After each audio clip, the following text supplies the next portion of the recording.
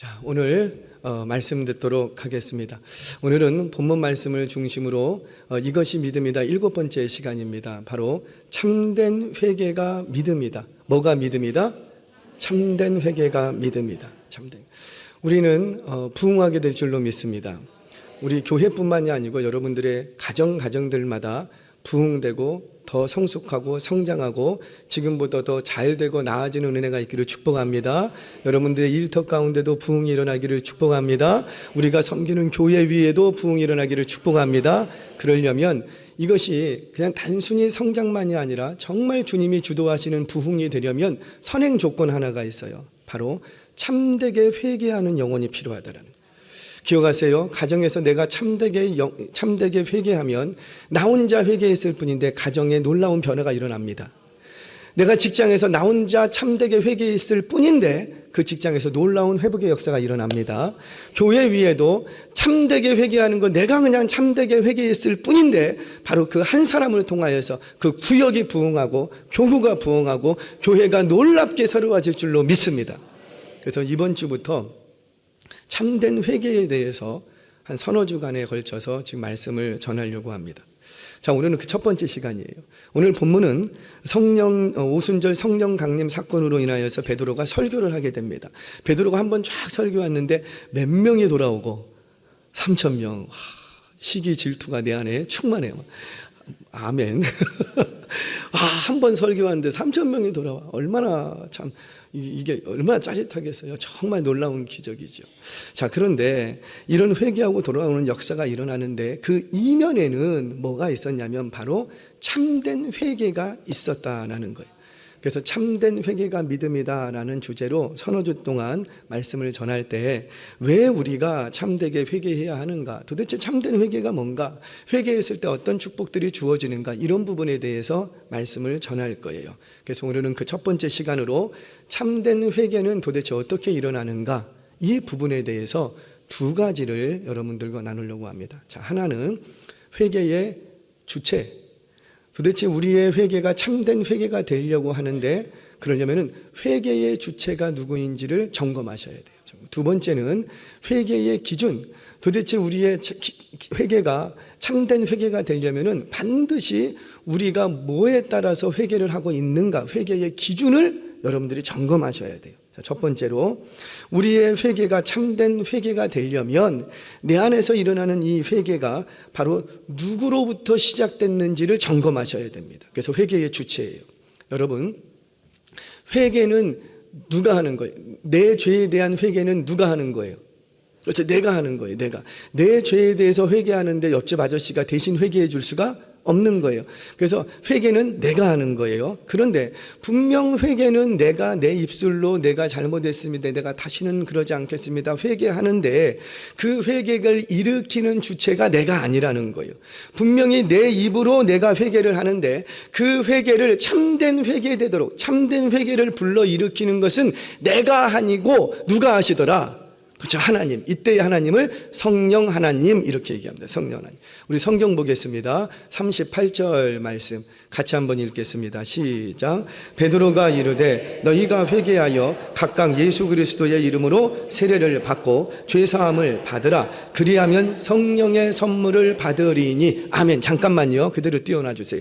지금 베드로가 성령의 충만함을 입고 이들에게 설교를 하는데 그 설교의 내용이 뭐였냐면은 뭐라고 말하냐면 순서를 얘기하고 있어요. 순서. 어떤 순서?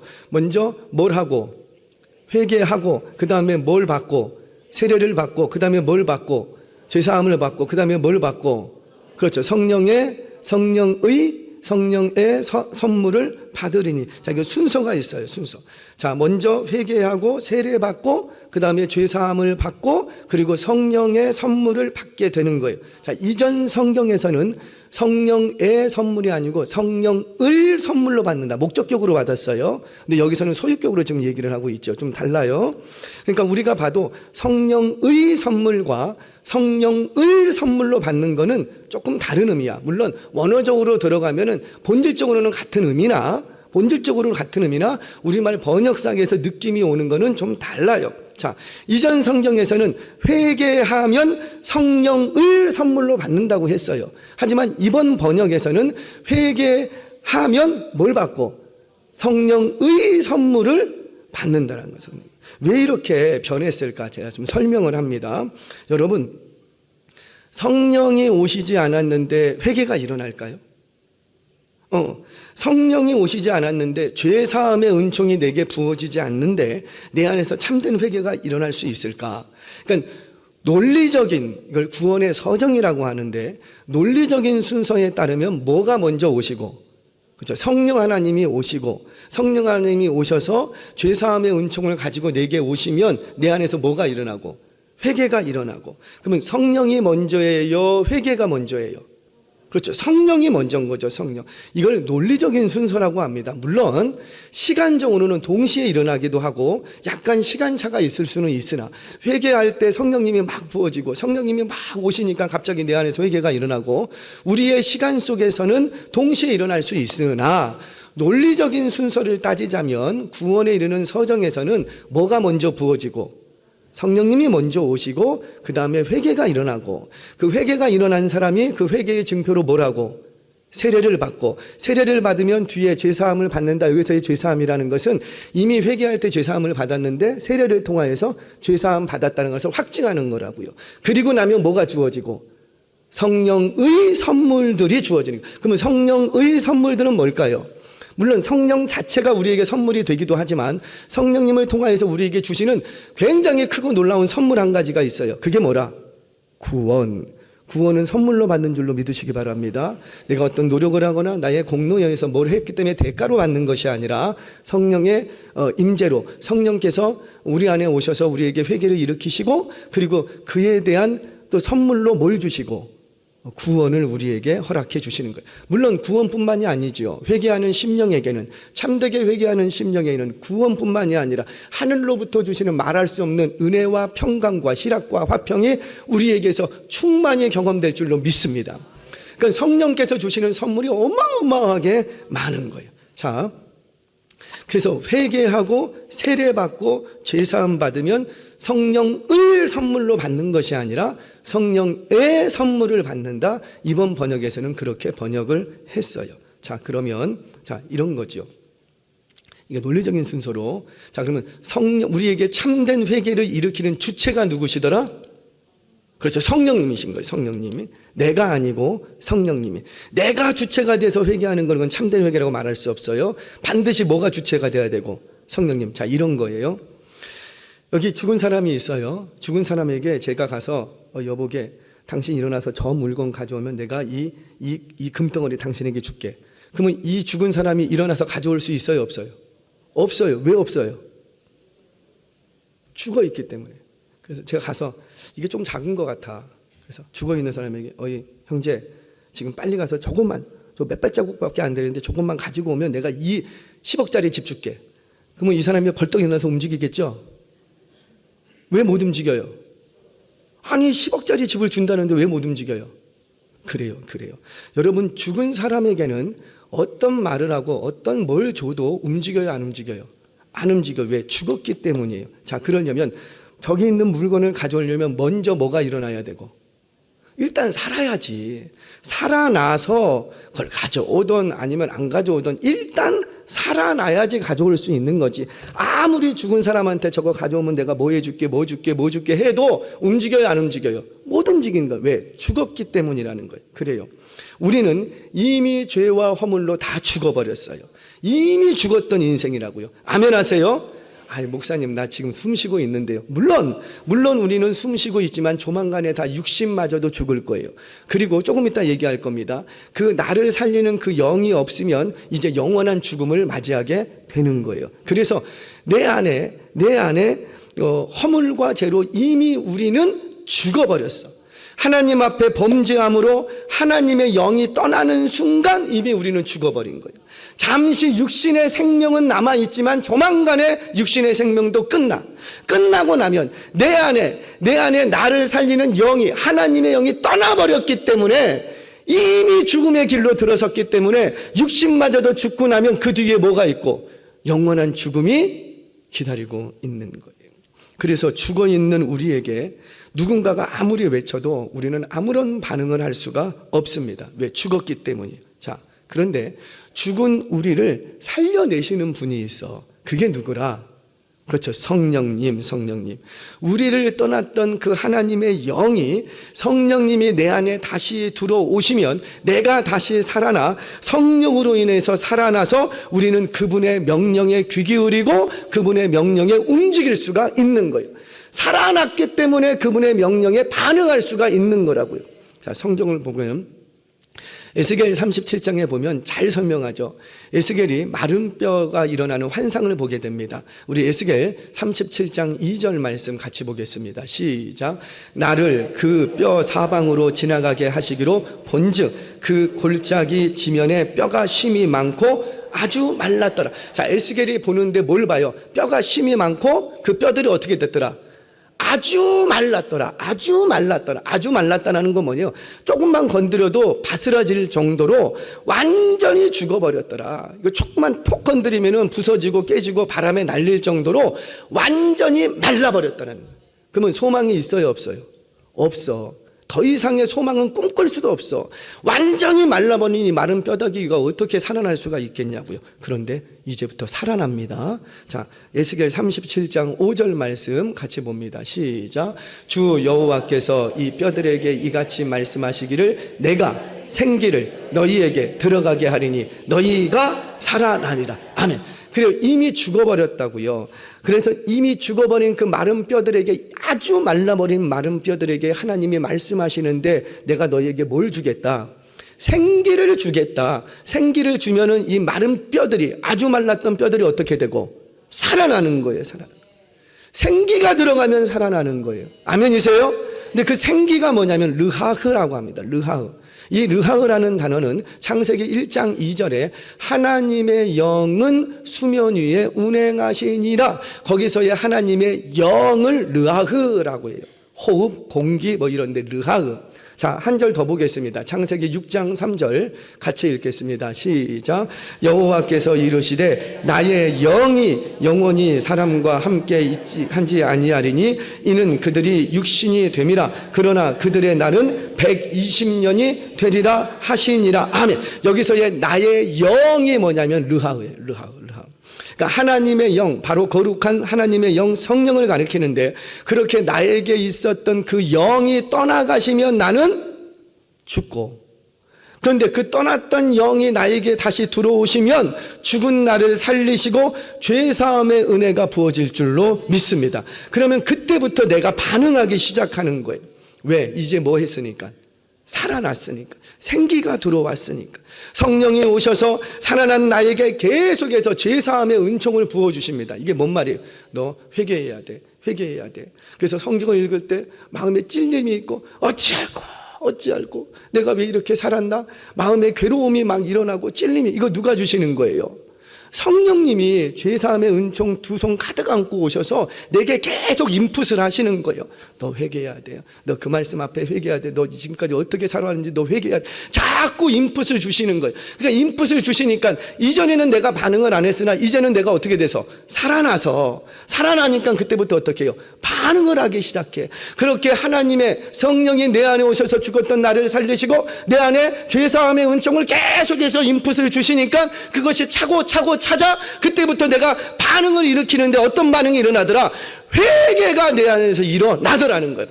그래서 회개의 주체는, 참된 회개의 주체는 나예요, 성령님이에요. 성령님이라. 우리가 책 한 권을 읽어도 이 책 한 권 속에서 감동을 받고 거기서 슬피 울면서 내가 인생을 잘못 살았구나, 이제부터 내가 변화된 삶을 살아야 되겠다, 이렇게 느끼는 사람들이 있어요, 없어요? 그리고 실제로 변화된 삶을 영화 한 편을 봐도요, 그 영화 한 편을 보고 눈물 펑펑, 우리 드라마 보면서 얼마나 많이 울었냐고. 펑펑펑펑, 내일도 아닌데 내일처럼 막 펑펑펑펑펑. 예배 시간이 좀 그래야 되는데 이게 드라마 봐도 못한 것인지 펑펑펑펑펑펑 우는 거예요. 그러고 나서 진짜 나는 다른 삶을 살아, 변화돼. 근데 그거를 참된 회개라고 말합니까? 아니라고요. 왜? 그것은 일으키는 주체가 달라. 그래서 우리 안에서 일어나는 영원한 생명을 얻게 하는, 거듭나게 하는 참된 회개는 반드시 그 주체가 누가 되셔야 된다? 성령님이 되셔야 된다. 자, 성경 한 구절 읽겠습니다. 디모데 후서 2장 25절 말씀 같이 한번 읽겠습니다. 시작.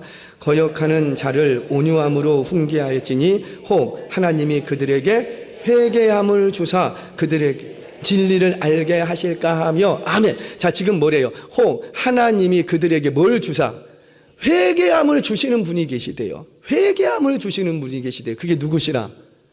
여기서의 하나님은 성령 하나님을 가리켜. 그렇게 회개함을 주시면, 그렇게 성령님이 내 안에 오셔서 회개의 은총, 너 회개해야 돼, 계속 인포를 하면 내 안에서 회개가 일어나. 그 회개가 일어나고 나면 그 뒤에 따라오는 하나님이 준비하신 예비하신 축복들이 있는데, 그게 뭐예요?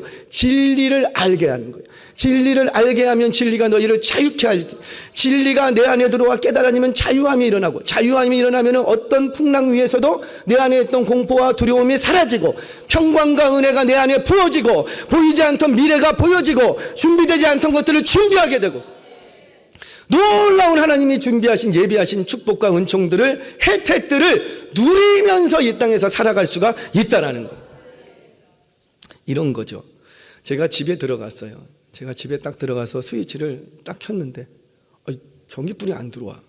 여기저기를 다 켰는데도 안 들어와. 왜 안 들어올까요? 제가 전기세를 못 냈어요. 전기세를 못 내갖고 하도 못 내니까 한전에서 끊어버렸더라고요. 고약하대. 끊어버렸어요.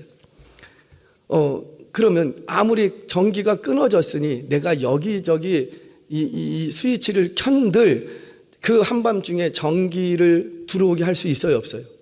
절대 없어요. 왜? 뭐가 끊겼기 때문에. 한전으로부터 오는 전기 자체가 끊겼기 때문이에요. 그런데 이제 어느 날 집에 딱 들어갔더니 집 앞에 있는 아무 스위치를 딱 켰는데 불이 딱 켜져. 그래서 불이 켜져서 환한 그 전기불 밑에서 TV도 보고 애들하고 대화도 하고 밥도 해 먹고 뭐 세탁기도 돌리면서 막 하고 대화도 하고 막 그러면서 저녁 내내 가족들하고 이렇게 지낼 수 있어. 지금 이거 뭐가 들어오고 있기 때문에.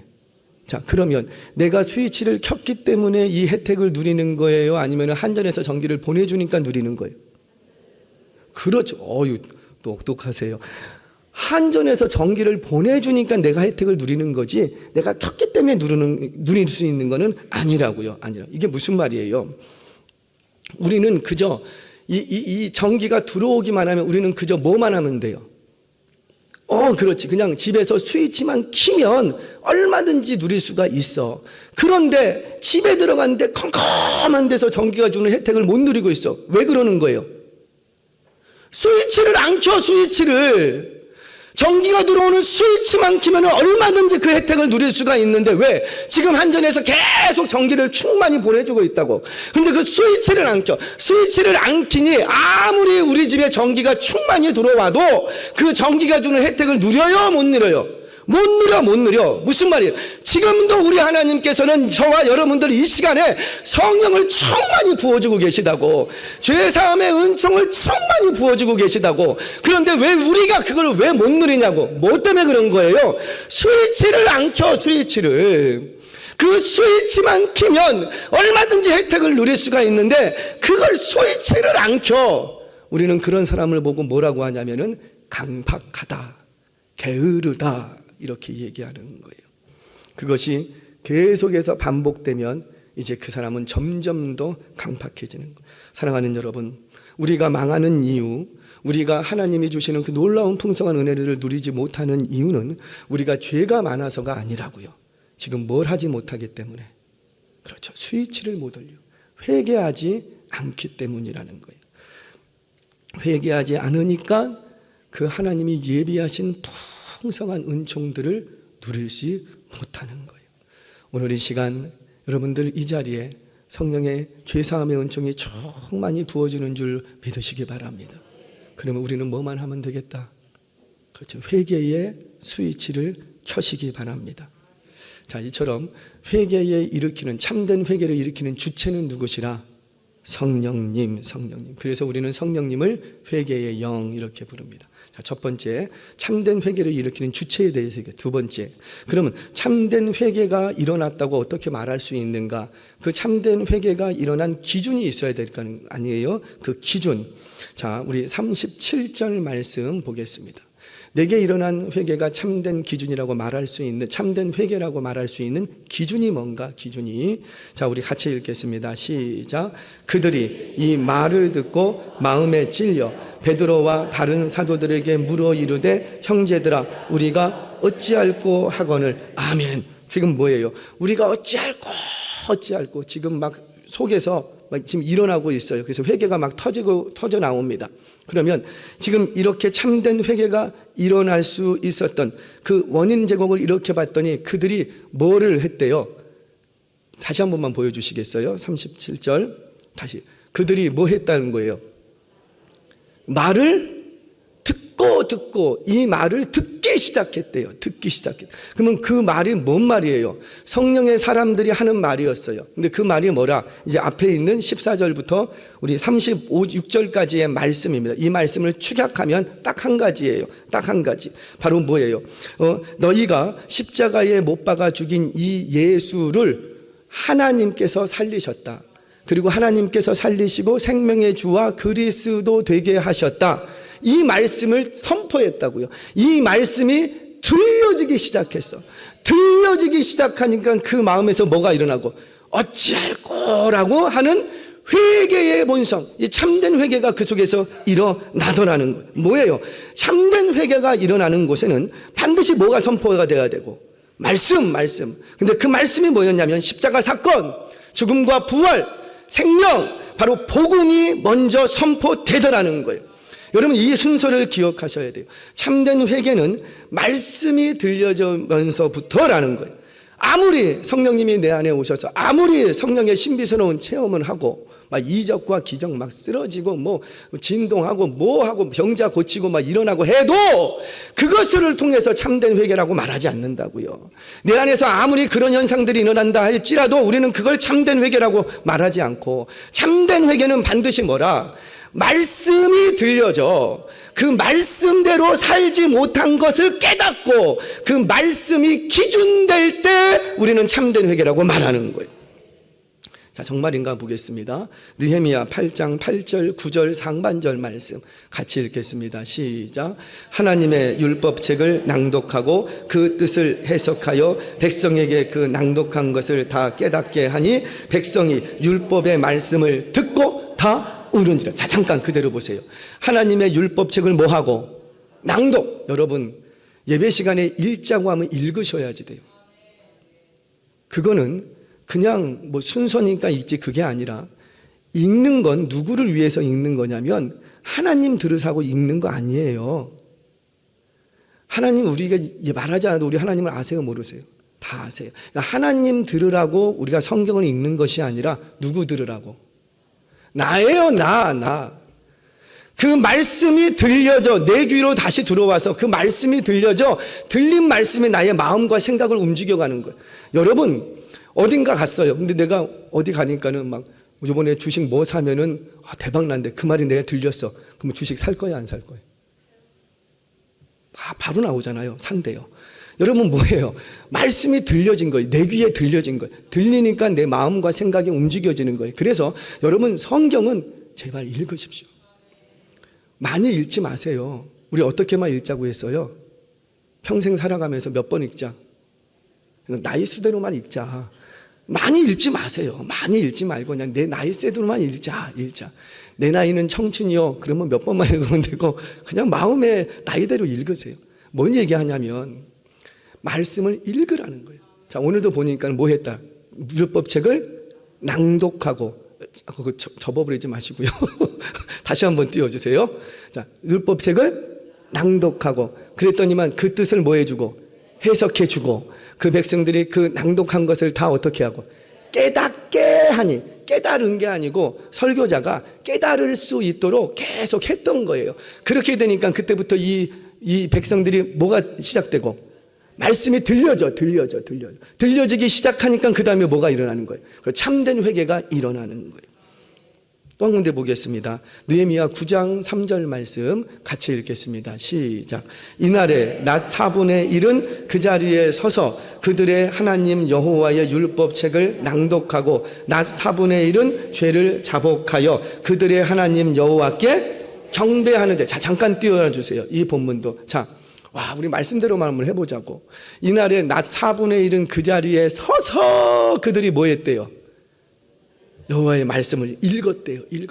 우리도 한번 내년부터, 여러분 예배 드릴 때는 사실은 서서 예배 드리는 거예요.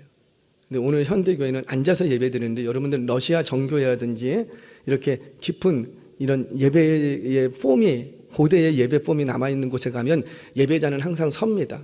지금 카톨릭에 가면은 섰다 앉았다 계속 그러죠. 그게 거기에 대한 나온 거예요. 그렇게 해서 남아있는 거예요. 근데 우리 개신교에서는 서는 일이 없고 앉아요. 설교자가 쓰고 이제 회중은 앉게, 이렇게 해서 구조가 되어 있는데, 사실은 하나님의 말씀은 서서 듣는 거예요. 할렐루야. 서서 듣는 거예요. 자, 이렇게 섰는데 몇 시간 동안 섰대요? 낮 4분의 1이면 몇 시간이에요? 낮이 12시간, 밤이 12시간 잡고, 그럼 12시간 중에 4분의 1이면 3시간. 한 번 말씀을 낭독하는데 3시간 동안 하나님의 말씀을 낭독했대. 그렇게 하나님의 말씀을 낭독하고 나니까 무슨 일이 벌어지고, 3시간 동안에 자복 회개하는, 통회하는 회개의 역사가 일어나더라는 거예요. 또 볼까요? 자, 사도행전 11장 20절 21절 같이 읽겠습니다. 시작. 그 중에 구브로와 구레네 몇 사람이 안디옥에 이르러 헬라인에게도 말하여 주 예수를 전파하니 주의 손이 그들과 함께 하심에 수많은 사람들이 믿고 주께 돌아오더라. 아멘. 자, 여기도 띄워놔 주세요. 지금 구레네, 이 구브로 몇 사람이 가서 안디옥에 있는 헬라인들에게 이렇게 뭐 했대요? 말했대요. 뭘 얘기했대요? 주 예수 그리스도를 전파한, 여기서 주 예수를 전파했다라는 것은 봐도 사도행전 2장에서 나왔던 너희가 십자가에 달려 죽인 그 예수가 하나님의 아들이다. 그 예수를 하나님께서 살리셔서 생명의 주와 그리스도 되게 하셨다. 이 날것의 복음을 그냥 거기 가서 선포했대요. 외쳤대요. 그랬더니만 어떤 일이 역사가 일어나고 수많은 사람들이 믿고 주께 돌아오더라는. 사랑하는 여러분, 그래서 성령이 오시기 전에는 내 안에 말씀이 안 들렸어요. 이게 원리라 그랬죠. 제가 우리 교육자들하고 나눌 때도 이게 원리라 그랬어요. 그래서 수련회 가면 아이들은 말씀부터 들어가면은 말씀이 들려요, 안 들려요?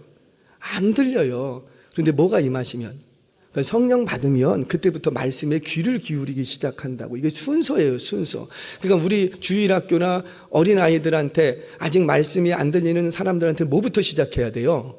성령 받을 수 있도록 그거부터 시작해야지 돼요. 그래서 기도부터 하고 자꾸만 거기로 접근을 해야 되는데 우리는 교육으로 접근을 해. 그러니까 교육으로 접근하니까는 우리 솔직히 지난 30년, 40년 전에 그리스도인들이 더 신실했어요? 지금이 더 신실한 것 같아요? 아이들만 봐도. 훨씬 옛날에 신실했어요. 왜? 그때는 뭐 이런 거 교육 프로그램, 교육 책자 이런 거 있었어요, 없었어요? 없었어요. 그럼에도 불구하고 훨씬 신실해. 왜 그런 거예요? 그때 뭐가 먼저 부어지니까, 성령님이 부어지니까 그 다음에 말씀이 들리기 시작. 근데 우리는 자꾸 신앙 교육을 교육 쪽으로만 자꾸 접근을 하니까, 그러니까 어떻게 돼요? 교육은 다 받았어. 근데 뭘 못 받았어? 여기서 문제가 생겨. 그래서 우리와 다른 신앙을 가진 자녀 세대가 일어나기 시작. 우리 시대는 안 그랬거든요. 우리는 교육을 몰랐어. 그래서 성령부터 받고 교육을 받았어. 그런데 지금 이게 뒤집어졌어. 교육부터 받고 성령 받게 하려고 하니까 이게 힘든 거예요. 사랑하는 여러분, 순서를 기억해요. 성령이 내게 충만히 임재하셔야 돼요.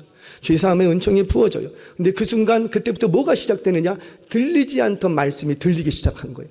그러면 그 말씀이 들려질 때 참된 회개가 일어나는 줄로 믿습니다. 자, 그럼 질문해 봐야죠. 왜 말씀이 들려지는 것이 참된 회개의 기준이 되는가? 왜 그래요? 이런 거예요. 말씀을 들으면 들을수록 그 말씀의 수준대로 살지 못했던 내가 깨달아지는 거예요. 그러니까 우리는 말씀을 들으면서 와, 은혜가 된다, 잘 쪼갠다, 와, 오늘 은혜스러운 말씀 들었다, 이러고 끝나면 안 된다고요. 그 말씀이 들려질 때 과연 나는 이 말씀대로 살고 있는가? 내가 어느 정도 수준이 되었는가? 기름병에 내 기름은 지금 앵꼬나 있지 않는가? 자꾸만 줄어들고 있지는 않는가? 자꾸만 체크업을 해야 돼요. 근데 어디서 체크업을 해야 돼요? 말씀 속에서. 요즘 말씀이 안 들려? 그건 뭐예요? 지금 내 신앙에 뭔가 경고등이 켜진 거예요. 말씀이 너무너무 잘 들려. 그 말은 뭐예요? 내가 지금 회개의 자리로 나아가고 있다는 거예요.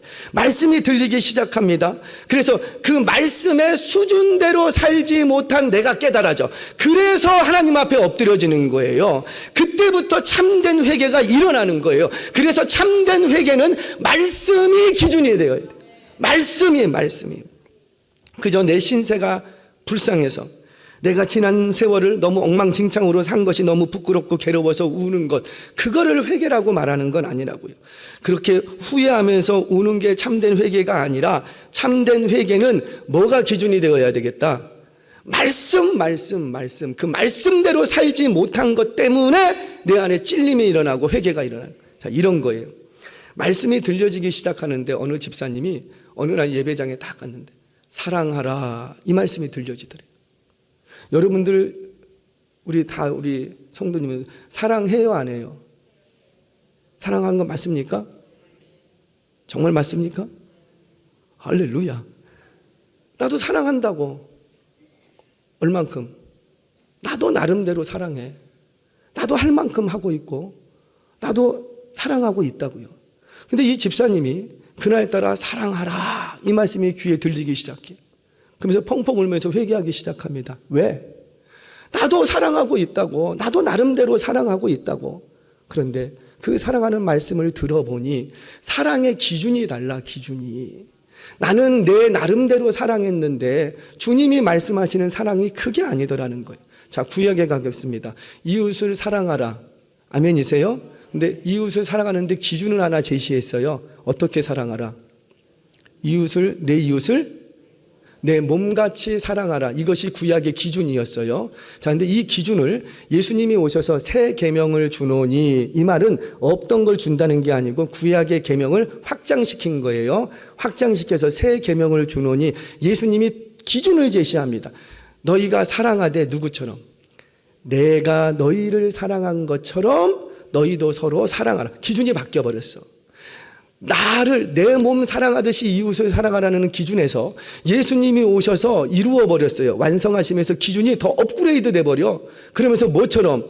분명한 기준 하나 줄게. 이제는 내 몸 사랑하는 것처럼 이웃을 사랑하는 기준을 초월하여서, 누가? 예수님이 너희를 위하여서 사랑한 것처럼 예수님이 보여주신 그 사랑이 우리의 기준이 되어버렸다고요. 근데 예수님은 사랑하시되 어떻게 사랑하시고? 죽기까지 십자가에 달려 사랑하시고 사랑을 보여주셨어요. 우리 주님은 어떻게? 나한테 잘해주는 사람만 사랑해요? 아니면 나를 사랑을 몰라주는 사람도 사랑해요? 몰라주는 대로 사랑해. 10명의 문둥병자가 있었어요. 그 10명의 문둥병자 예수님이 고쳐주시는다. 근데 몇 명만 와서 살해하고 한 사람 그에게 구원이 선포돼요. 그러면 우리 주님이 9명은 안 올 거 알았을까요? 몰랐을까요? 그럼에도 불구하고 예수님은 어떻게 해요? 그냥 사랑을 베풀어 주시는 거예요. 그냥 고쳐주시는 거예요. 안 올 거 알아. 나한테 고맙다고 얘기 안 할 거 알아. 그래도 그냥 고쳐주시더라고요. 뭐예요? 그러니까 예수님이 우리에게 보여주신 사랑의 기준은 너무 엄위해. 너무 높아. 그러니까 나의 기준과, 내가 사랑했던 나의 기준과 예수님이 성경에서 말씀하시는 사랑의 기준의 갭이, 간격이 너무 커. 이 간격을 뭐라고 하냐면 죄와 허물, 이렇게 얘기합니다. 근데 이 죄와 허물이 없어지면, 자, 우리 천국에 가면 천국에 있는 우리 여러 형제 자매들을 사랑하는데 어떻게 사랑할 것 같아요? 진짜 예수님처럼 사랑합니다. 왜? 그곳에는 뭐가 없으니까? 죄와 허물이 아주 없기 때문에. 근데 지금 우리가 그렇게 못해. 왜? 아직 우리의 죄와 허물이 있어. 그때마다 내가 그 말씀 앞에, 내가 주님이 말씀해 주시는 사랑하라, 그 말씀 앞에, 그 어미하고 고결하고 수준 높은 그 말씀 앞에 내가 살아내지 못했던 내가 발견되는 거예요. 내가 발견되니까 그건 뭘 발견한 거예요? 하나님의 말씀의 수준에 다다르지 못하는 죄와 허물을 내가 발견하게 되는 거예요. 죄와 허물을 발견하니까 그때부터 다시 누구에게로 달려가고, 그 죄와 허물을 메꾸어 주시는 예수 그리스도께로 달려가는 거예요.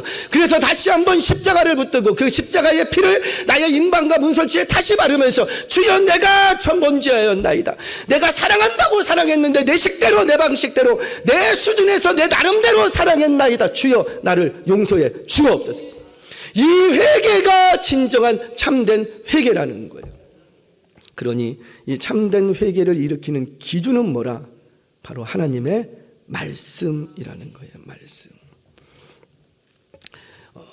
성경 한 구절 더 읽겠습니다. 우리 41절 말씀, 오늘 본문 정말 그런가 같이 읽겠습니다. 시작.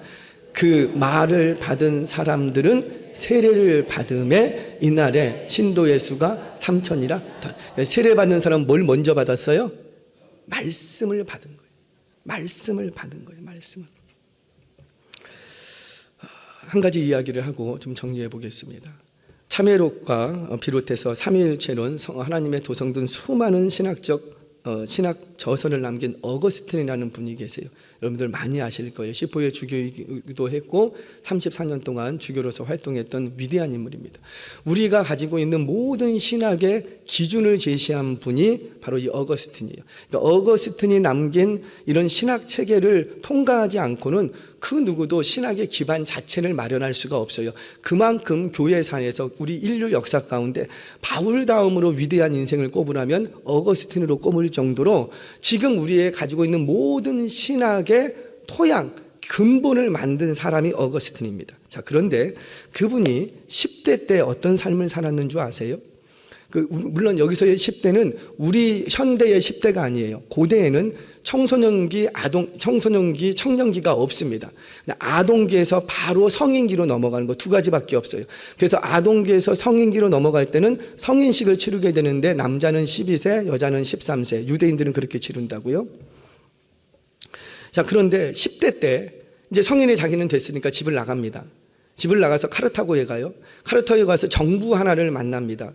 그리고는 이 정부와 15년 동안 동거를 해요. 결혼을 한 게 아니고 동거를 해요. 그러면서 아이를 하나 낳았어요. 그런데 18살 나이에 아기 아빠가 됩니다. 그렇게 15년을 동거하다가 그의 그 성적 그 방탕은 멈추지를 않는 거예요. 그러니까 동거하면서도 또 다른 예쁜 여자한테 또 눈이 가. 진정한 사랑을 만났다. 여러분 속지 마세요. 진정한 사랑이 아니고 그냥 그거는 나의 성적 유희인 거예요. 유희. 진정한 사랑을 만났다고요. 눈이 돌아가갖고 이 15년 동안 같이 살았던 정부, 아이를 낳고 있는 이 여자 정부를 너 애 데리고 나가라. 애 데리고 나가라. 그러면서 다른 데로 시집 가라. 이렇게 한 거예요. 근데 이 여인이 정부가 좀 착한 정부였는 것 같다. 나는 그렇게 못하겠다. 나는 이 아이 데려가 다른 남자한테 시집 안 가고 아프리카 가서 이 아이 키우며 살겠다. 그리고 진짜 떠나버립니다. 어떻게 떠났든지 간에 어거스틴이 원하는 대로 됐잖아요. 그래서 결혼을 하려고 딱 보니까 이 여자가 나이가 너무 어려. 법적으로 결혼할 나이가 안 된 거예요. 그럼 몇 살이라는 거예요? 13살도 안 됐다는 거예요. 야, 남자들 못 됐어요. 그렇게 해갖고 법적 나이가 될 때까지 기다려주겠다는 거예요. 기다리면서 또 그냥 기다리지 못하고 또 다른 여인을 만나서 동거를 합니다. 동거하면서 이 여자가 클 때까지 또 기다리는 거예요. 뭐예요? 이게 어거스틴이에요. 육체적으로 성적으로 완전히 망가지고 타락한 인생이에요. 뿐만 아닙니다. 마니교라는 종교에 심취하게 되는데 이 마니교는 어떤 종교냐면 오직 눈에 보이는 것에만 진리가 있다. 이렇게 가르치는 종교예요. 그러니까 눈에 보이지 않는 데서는 진리가 없다. 하나님은 눈에 보여요, 안 보여요? 안 보인다. 그래서 거기는 진리가 없다. 그렇게 가르치는 게 마니교예요. 또 이 마니교는 특징적인 게 구약에 나타난 하나님을 굉장히 악한 신으로 가르칩니다. 그 구약에 나타난 하나님으로 인해서 우리 인류의 모든 고통과 모든 이런 악이 오게 됐다. 이렇게 가르치는 게 마니교예요. 이 마니교에 완전히 매니아 완전히 푹 빠져 있어. 이단도 이런 이단이 없는데 거기에 빠져 있어. 그랬던 이 어거스틴이 어때요? 육체적으로도 망가지고 정신적으로도 망가지고 완전히 타락하고 영적으로도 구제불능이야. 완전히 타락했어. 그럼에도 불구하고 그의 어머니 모니카는 계속 아들을 위해 기도합니다. 이 아들 때문에 이사를 많이 다니거든요. 왜? 하도 동네에서 못된 짓을 하니까 동네 사람들이 다른 데를 가시라고. 다른 데. 그래서 이 어머니 모니카가 이 어거스틴 아이를 아기 때부터 못됐어. 데리고 여기저기를 다니는 거예요. 그러면서도 이 어머니가 한 게 뭐냐면 굉장히 중요해요. 어머니가 가는 곳마다 그 지역을 다니는 감독이 있거든요. 주교. 거기 가서 내 아들을 위해서 기도해 달라고. 항상 가는 곳마다 저는 하루에도 몇 번씩 가서 막 조르는 거예요. 아들을 위해서 기도해 주세요. 아들을 위해서. 그러니까 이 주교가 하도 괴로우니까 뭐라고 했냐면 어머니의 눈물의 기도는 응답이 있습니다. 이렇게 가. 이건 성경에 없는 말이에요. 근데 그때부터 그것이 우리 안에서 신앙의 진리처럼 우리한테 쭉 흘러나온 거예요. 어머니의 눈물의 기도는 반드시 응답됩니다. 이렇게 가르친 거예요. 이거 하나 딱 붙들고 계속 기도했어요. 그러자 기도의 응답이 시작이 됩니다. 어느 날 이 어거스틴이 있는 지역에 교부 암브루스가 있어요. 암브루스 한 번쯤 들어보셨어요. 그 암브루스의 친구 알리피우스가 있습니다. 이 알리피우스라는 친구와 이 어거스틴이 우연히 한번 만나는 자리를 갖게 돼요. 그래서 그 자리에서 이 알리피우스와 이런저런 대화를 합니다. 근데 그 대화를 하는 중에 바로 자신이 얼마나 멍청하게 살았는지를 깨닫게 돼요. 거기서 그 알리피우스와 대화를 하면서, 하나님과 대화한 게 아니고 알리피우스와 대화를 하면서 자신의 신세가 너무 서글프고 비참한 것을 깨닫게 됩니다. 여러분, 사람 잘 만나야 돼요. 사람을 만나서 어떤 대화를 하느냐가 그 인생을 좌지우지할 수 있어요. 그래서 여러분들, 우리 성령의 사람들, 하나님의 사람들은 좀 예민할 필요가 있어요.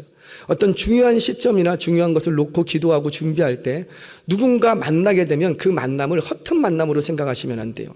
하나님이 이 만남을 통해서 내가 뭐라고 말씀하시는가 귀 기울일 수 있어야 되는 거예요. 그러니까 지금 이 만남을 통해서 어거스틴이 변화되기 시작합니다. 그러더니 견딜 수 없어서 그 자리를 뛰쳐 일어나서 정원 깊숙한 곳으로 가요. 그리고는 벤치 위에 혼자 앉아서 펑펑 우는 거예요. 내가 인생을 잘못 살았구나. 어떻게 하면 좋지? 그러고 있는데 이 정원 담벼락 뒤에서 아이들이 막 뛰놀면서 노래를 불러. 근데 노래를 부르는 게 너무 자기 귀에 선명하게 들리는 거예요. 그때 불렀던 노래가 뭐냐면 집어서 읽어보아라, 집어서 읽어보아라. 계속 이렇게 집어서 읽어보아라, 집어서 읽어보아라. 계속 이렇게 노래를 부르는 거예요. 그래서 그냥 이렇게 보니까 옆에 성경이 있더래요. 그래서 성경을 집어서 펴서 읽었어요. 그걸 펴서 읽은 게 뭐였냐면 로마서 13장 13절 14절입니다. 한번 띄워주시겠어요? 자, 저와 여러분들도 어거스틴과 별 다를 바 없다고요.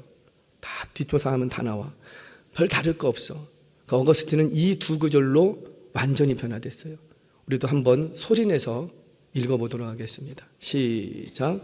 낮에와 같이 단정히 행하고 방탕하거나 술 취하지 말며 음란하거나 호색하지 말며 다투거나 시기하지 말고 오직 주 예수 그리스도로 옷 입고 정욕을 위하여 육신의 일을 도모하지 말라.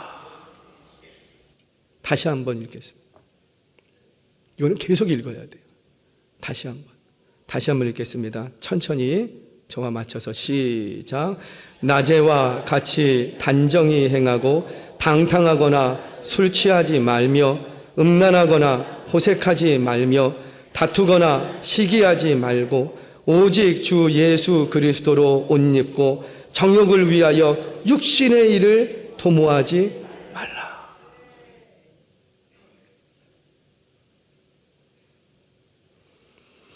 이 두 구절을 읽는데 자기가 바로 그 모습, 얼마나 호색한 이였는지, 얼마나 음탕하고 음란했는지, 얼마나 시기와 질투가 많았는지, 얼마나 방탕하고 얼마나 술 취해서 다니는 인생이었는지 자신의 모습을 그대로 발견합니다.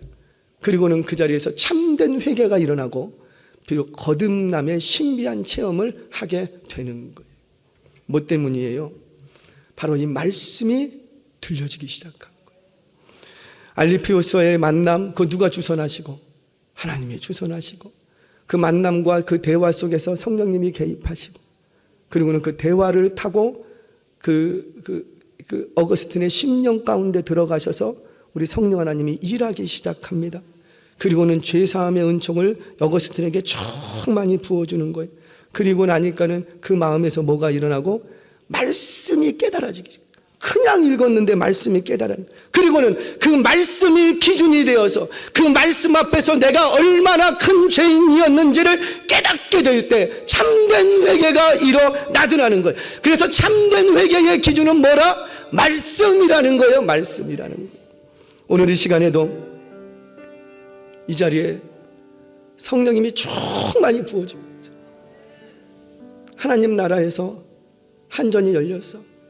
지금 성령의 전기를 충만히 지금 부어주고 있어. 그래서 언제든지 우리는 그 성령의 선물들을 마음껏 누리고 경험할 수가 있다고. 그런데 도저히 내가 경험하지는 못해. 맨날 우리 집에 들어갔더니 어두워. 왜 그러는 거예요? 스위치를 안 켜. 스위치를.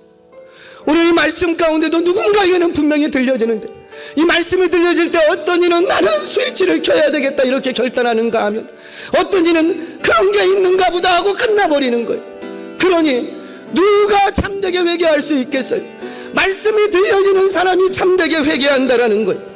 성령님이 그 안에 오셔서 우리의 심령 가운데에, 성령님이 우리 가운데 오셔서 죽었던 나를 다시 살려내시고 생기를 내 안에 불어넣으시고 내게 회개함의 은총을 계속 부어주시는 거예요. 너 회개해라. 너 지금 회개해라. 너 방탕했던 거 회개해라. 너 음란했던 거 회개해라. 너 술 취했던 거 회개해라. 자꾸 말씀에 이 죄사함의 은총을, 인풋을 계속 넣어줘. 그런데 내가 지금 뭐 안 하는 거야? 스위치를 안 켜. 스위치만 키면 그 회개 이후에 지워지는 놀라운 은총들과 선물들을 누릴 수가 있는데 스위치를 안 켜는 거야.